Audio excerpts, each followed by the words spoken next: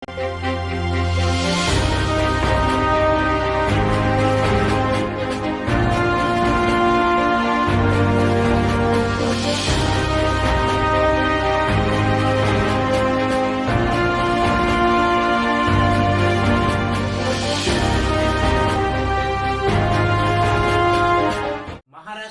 Caste certificate.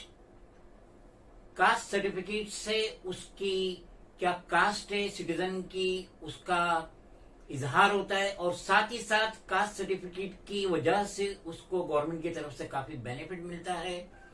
कैसे हो दोस्तों, मैं Mohammed Naeem Shaikh, founder of national president of regional political party M political party, एक बार फिर आपसे मुखातिब हो रहा हूं ऑन बिहाफ ऑफ फॉरेन के न्यूज।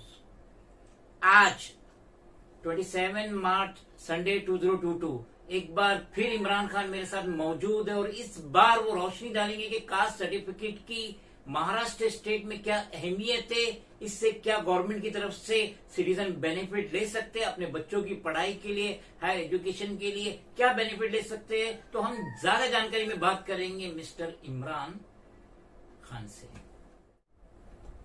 मिस्टर इमरान खान, जैसा कि आपने अदर सर्टिफिकेट्स के बारे में जो जानकारी दी व्यूवर्स को, तो अभी ये जो कास्ट सर्टिफिकेट है इसके बारे में भी बताइए कि ये सर्टिफिकेट बनाने के लिए क्या क्या डॉक्यूमेंट्स की रिक्वायरमेंट है, इन डिटेल्स में व्यूवर्स को बताइए।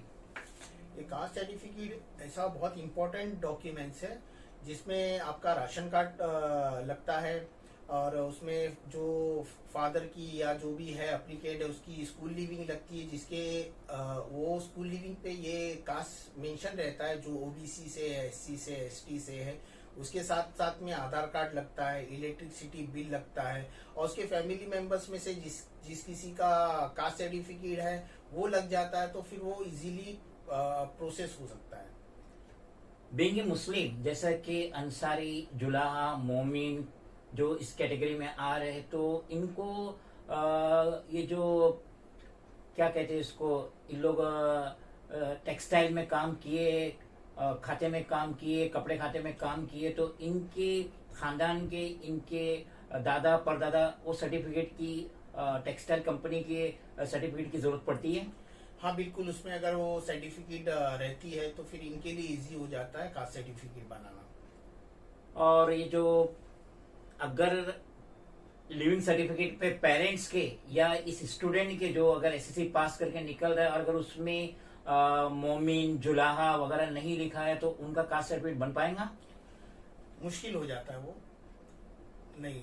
तो अगर उनके रिलेशन में जो उनके चाचा और जो अदर रिलेटिव है, अगर उनका किसी का कास्ट सर्टिफिकेट बना हुआ है ओबीसी का, तो इनके बनने में आसानी होंगी?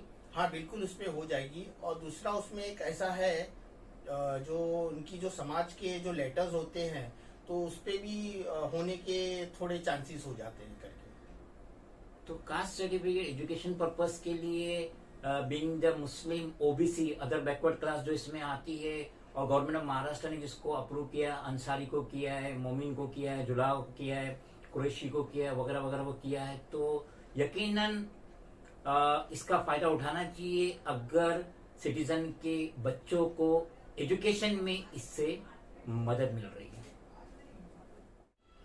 मिस्टर इमरान खान, मैं ये आपसे पूछना चाहता हूँ कि जो कास्ट सर्टिफिकेट होता है, हम तो बात करेंगे ओबीसी की, बात करेंगे बीइंग द मुस्लिम, तो ये ओबीसी का सर्टिफिकेट कितने दिनों में बनता है? ये लगभग 45 डेज में बन जाता है। और ये भी कलेक्टर ऑफ मुंबई से बनता है? हाँ बिल्कुल, ये बॉम्बे कलेक्टर ऑफिस से बनता है। ये कास्ट सर्टिफिकेट की महाराष्ट्र में एजुकेशन पर्पस में क्या अहमियत है? कास्ट सर्टिफिकेट का जो एजुकेशन पर्पस में ये है कि अगर कास्ट सर्टिफिकेट बन जाता है तो उसके बिहाफ पे नॉन क्रिमिनल बन जाता है, जिसका 3 साल के लिए उसके एजुकेशन के लिए उसको कंसेशन मिल जाता है और उसमें उसको गवर्नमेंट जॉब है, बड़े से बड़ी यूनिवर्सिटी में जो रिजर्वेशन कोटा है, वो सब चीजों की उसको बेनिफिट मिल जाती है। ठीक है, कास्ट सर्टिफिकेट बन गया, मगर उसका वैलिडिटी भी रहता है ना, वैलिडिटी कराना कंपलसरी है? अगर उसे गवर्नमेंट जॉब या कॉलेज बोलती है तो उसको कराना जरूरी है करके। और ये वैलिडिटी कराने में कितना टाइम लगता है? वैलिडिटी कराने में तो उनका जो प्रोसीजर रहता है ओल्ड कस्टम हाउस जो भी बॉम्बे कलेक्टर ऑफिस का या जो भी कलेक्टर है उसको टाइम लगता है। मेरी आंखों के सामने मैंने एक वीडियो में एक्सप्लेन भी किया था कि एक बच्ची को कूपर हॉस्पिटल में एमबीबीएस का एडमिशन मिला, और जब उसके फादर ने जब वो फॉर्म सबमिट किया था तो उससे कहा गया था कि वैलिडिटी ओबीसी के बेसिस पे हुआ था, वो अंसारी बच्ची थी, तो उसके फादर को कहा गया था कि वैलिडिटी सर्टिफिकेट जिस दिन आपने फॉर्म जमा किए कूपर हॉस्पिटल में विद इन अ मंथ हमको दे देना।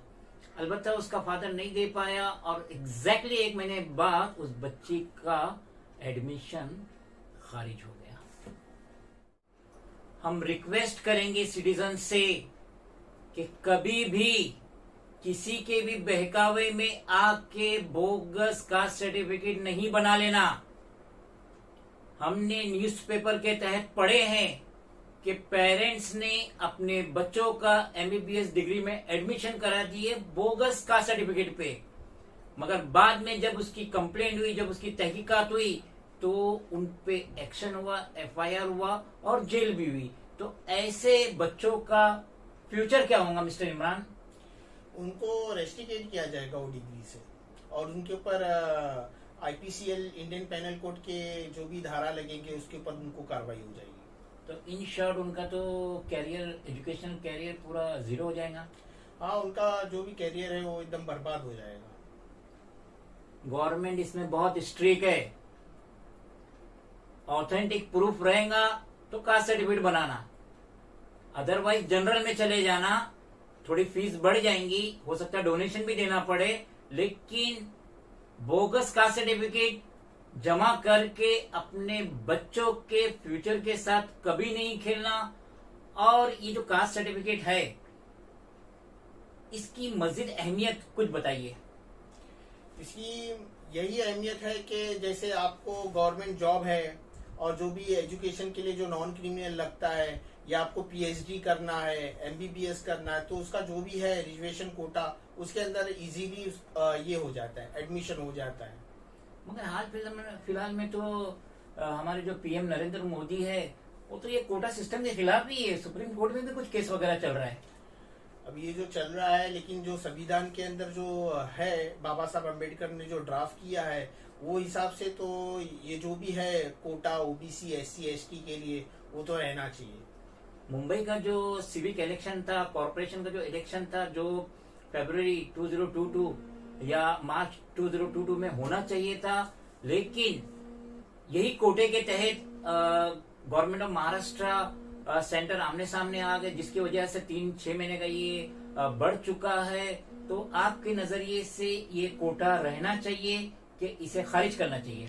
नहीं, ये कोटा रहना चाहिए, क्योंकि जो है उनको जो भी उनके जो संविधान से है उस चीज को अप्लाई करके उसी पे कायम होना चाहिए। हम भी कहेंगे कि ये जो कोटा है बेहतर है, क्योंकि डाउन ट्रेंड जो है उनको अपग्रेड होने का मौका मिलता है। तो मैं मिस्टर खान से कहूंगा कि आप अगेन अपना complete name, address, mobile number और जो टाइमिंग है व्यूअर्स को एक बार फिर बताइए। मेरा नाम इमरान अजीज अहमद खान है। मेरा मोबाइल नंबर है 7208382925। मैं रिपीट करता हूँ, मेरा मोबाइल नंबर 7208382925। मेरा एड्रेस है opposite DCB bank, Hasnabad, near Anjirwadi, Mazgaon, Mount Road, Bombay number 10। और मेरा मैं वहाँ पर मेरी ऑफिस पे सुबह 9 बजे से लेके 5 बजे शाम तक रहता हूँ। तो जो भी इस कैटेगरी में आ रहे हैं, ओबीसी में आ रहे हैं, जरूर इमरान खान से कांटेक्ट कीजिए और अपने बच्चों की ब्राइट फ्यूचर के लिए, एजुकेशनल फ्यूचर के लिए, मेडिकल में एडमिशन के लिए, भले ही आपके बच्चे भी छोटी क्लास में हो, एसएससी पास नहीं किया, 12 पास नहीं किया, लेकिन पहले से प्रिपरेशन करके रख लो, क्योंकि लास्ट टाइम बहुत दौड़ना पड़ता है। जनरल सीट और ये कोटे की सीट में फीस में भी बहुत डिफरेंसेस है, और साथ ही साथ परसेंटेज में भी बहुत डिफरेंसेस है। 12% नीट का काफी डिफरेंसेस है, अगर गवर्नमेंट की तरफ से, स्पेशली महाराष्ट्र गवर्नमेंट की तरफ से आपको रियायत और बेनिफिट मिल रहा है तो उसका पूरा फायदा उठाइए और अपने बच्चों का ब्राइट फ्यूचर, एजुकेशनल फ्यूचर बनाइए, अपने बच्चों को डॉक्टर्स बनाइए। और हम भी यही दुआ करेंगे कि जो इस कैटेगरी में है उसका फायदा उठाए और मिस्टर इमरान खान से यकीनन कांटेक्ट करें।